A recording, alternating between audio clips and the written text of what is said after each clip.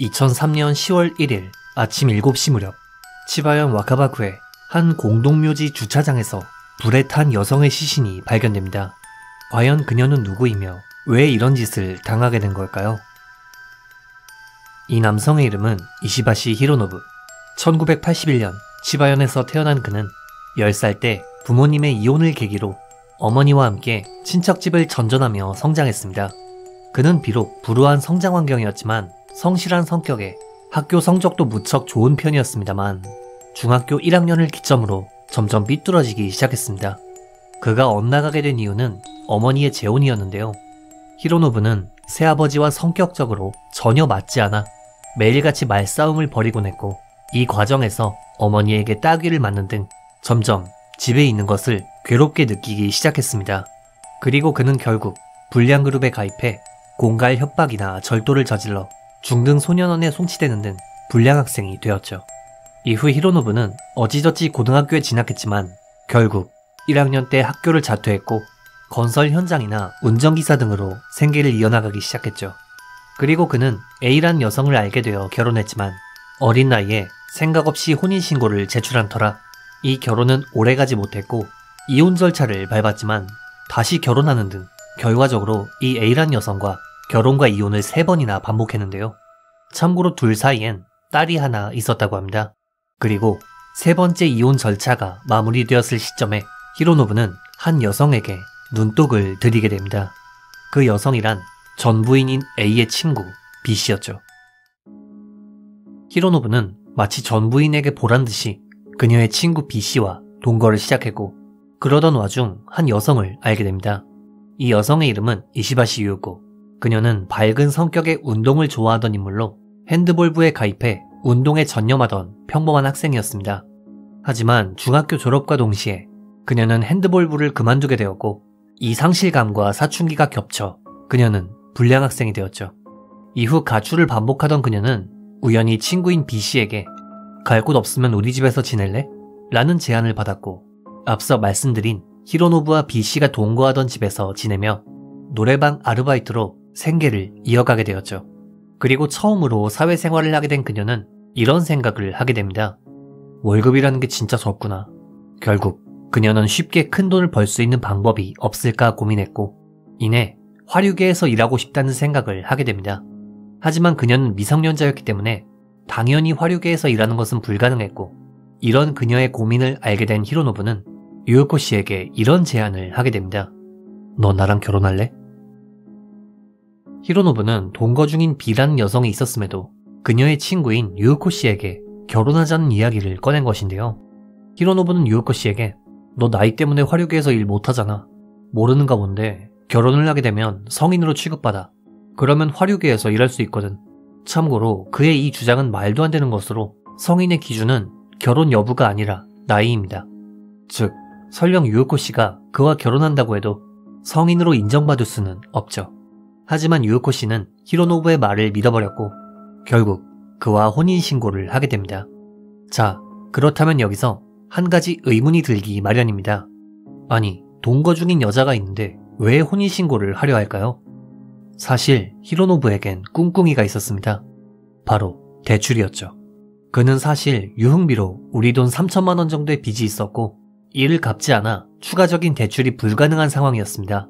하지만 혼인신고 이후 아내의 성을 따라가면 호적상 이름이 바뀌어서 새롭게 대출을 받을 수 있기 때문이었죠. 참고로 과거 일본엔 이런 식으로 호적을 세탁해 무분별한 대출을 받는 경우가 많았다고 합니다. 아무튼 계획대로 유우코 씨의 성으로 개명한 그는 바뀐 성으로 대출을 받게 되었는데요. 참고로 이렇게 위장 결혼을 하면서까지 대출을 받으려던 이유는 새 차를 사고 싶었기 때문이라고 합니다. 혼인신고 이후 유우코 씨는 화류계에서 일하게 되었는데요. 정황상 업체에서 알면서도 묵인했던 게 아닐까 추측됩니다. 아무튼 화류계 근무로 노래방에서 아르바이트를 할 때보다 훨씬 큰 돈을 벌게 된 그녀였지만 그런 그녀에게 히로노부가 이런 말을 꺼냅니다. 야, 내가 결혼도 해주고 일자리도 만들어줬는데 나한테도 성의를 보여야 되는 거 아니야? 당시 유우코 씨는 그의 말에도 어느 정도 일리가 있다고 생각해 히로노부에게 어느 정도 돈을 건네주었지만 그는 만족을 모르는 듯 걸핏하면 그녀에게 돈을 요구했고 그 빈도와 액수도 점점 터무니없이 커지기 시작했죠. 그리고 그러던 와중 한 가지 문제가 발생합니다. 바로 히로노부와 동거하던 B씨가 이들의 결혼 사실을 알게 된 것이죠. B씨는 당연히 히로노부에게 크게 화를 냈고 이내 친구인 유우코씨와 함께 히로노부와 동거하던 집을 나가 히로노부는 결국 홀로 남게 되었습니다. 한편 이제 갈 곳이 없어진 유우코씨는 화류계 일을 그만두고 집으로 돌아와 부모님과 상담, 다시금 새로운 출발을 준비하기 시작했는데요. 하지만 한 가지 해프닝이 발생합니다. 유우코씨에겐 여동생이 한 명 있었는데 그녀가 새로 휴대전화를 개통해야겠다 라는 말을 했던 것이죠. 문제는 이 신규 개통에는 우리나라로 치면 등본이 필요한데 히로노부는 위장결혼 당시 유우코씨의 성을 따랐기 때문에 등본을 발급하면 자신이 가출 중에 결혼했다는 사실이 가족에게 전부 발각되기 때문이었죠. 이에 그녀는 히로노부에게 나랑 이혼해줘. 만약 내가 결혼한 거 걸리면 부모님이 가만히 안 둘 거야 라는 말을 전했지만 히로노부는 들은 채도 하지 않았습니다. 그리고 결국 그녀는 다소 강경한 태도로 나서기 시작했는데요. 너 당장 나랑 이혼하고 호적에서 나가. 안 그러면 예전에 절도 저지른 거 경찰에 신고할 거야 라는 말을 했던 것이죠. 네, 사실 히로노부는 성인이 된 후엔 사기 사건의 주범으로 징역 2년, 집행유예 4년 판결을 받은 상태였지만 이 집행유예 상태에서도 집버릇 개 못 준다고 불량 학생 소년들과 몰래 물건을 훔친 적이 있었습니다. 이 절도 사건은 비록 경찰에 걸리지 않았을 뿐 만약 추가적으로 범행을 저질렀다는 것이 발각되면 그가 진짜로 감옥에 갇히는 것은 불보듯 뻔한 일이었습니다. 그리고 이야기를 들은 히로노부는 이런 생각을 하게 됩니다. 그냥 죽여서 입을 막아야겠다. 당시 히로노부는 과거 함께 절도 행각을 벌였던 소년 4명에게 야, 유우코가 우리가 예전에 한 짓 경찰에 고자질하려고 해. 헛짓거리하기 전에 죽여서 입을 막자 라며 이들을 설득했죠. 이렇게 공범을 모집한 히로노부는 2003년 10월 1일 새벽 유우코 씨를 전화로 불러낸 후 그녀를 차에 태워 치바시 와카바쿠의 인적이 드문 한 묘지로 데려갔는데요. 그리고 이 묘지에는 히로노부의 설득에 넘어간 소년 4명이 기다리고 있었죠. 당시 히로노부는 그녀를 차 밖으로 끌어냈고 이내 이들 5명은 집단적으로 그녀를 폭행하기 시작했습니다. 당시 유우코 씨는 이들에게 살려달라고 빌었지만 히로노부와 소년들은 이를 아랑곳하지 않았고 폭행으로 더 이상 움직이지 못하는 그녀의 안면에 무려 70kg에 달하는 묘비를 떨어뜨려 잔인하게 살해했습니다. 이후 이들은 시신을 처리하기 위해 근처의 편의점이나 마트에서 라이터용 기름을 잔뜩 훔치거나 구매해 시신에 뿌렸고 불을 지른 뒤 현장에서 도주했습니다. 그리고 4시간 후인 아침 7시 무렵 당시 조깅을 하던 인근 주민이 유우코 씨의 불타는 시신을 발견해 즉시 신고했고 결국 경찰이 움직이게 됩니다. 당시 한적한 묘지에서 불타는 시신이 발견되었다는 소식은 즉시 전국적으로 뉴스에 보도되었고 이때 히로노부는 경찰의 의심을 피하기 위해 묘지에서 발견된 시신은 제 아내일지도 몰라요 라는 말과 함께 직접 유우코 씨의 실종 신고를 제출했다고 합니다.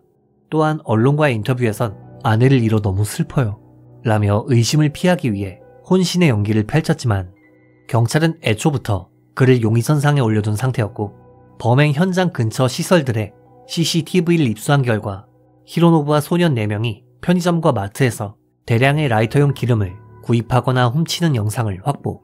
결국 이들 5명은 경찰에 체포되어 재판에 넘겨지게 됩니다. 참고로 히로노부는 체포 당시엔 자신이 결백하다고 주장했지만 증거 영상을 보여주고 나서야 비로소 범행을 인정했다고 합니다. 피해자 유우코 씨의 유족들은 재판에 참석해 딸의 인생을 돌려내라. 자기가 저지른 죄의 무게를 모르는 것 같다. 형이 끝나도 죄가 사라졌다고는 생각하지 말았으면 한다. 반성 같은 건 애초에 바라지도 않는다.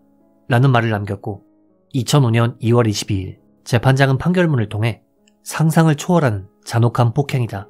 자기중심적이고 유치하며 정상 참작의 여지가 없다. 확정적인 사리에 근거한 지극히 잔인한 범행이다. 교정이 불가능하다. 라는 말과 함께 이시바시 히로노부에게 무기징역을 선고했습니다. 또한 그의 범행을 도운 소년 4명에겐 소년법에 의거 징역 3년에서 10년의 부정기형을 선고했죠.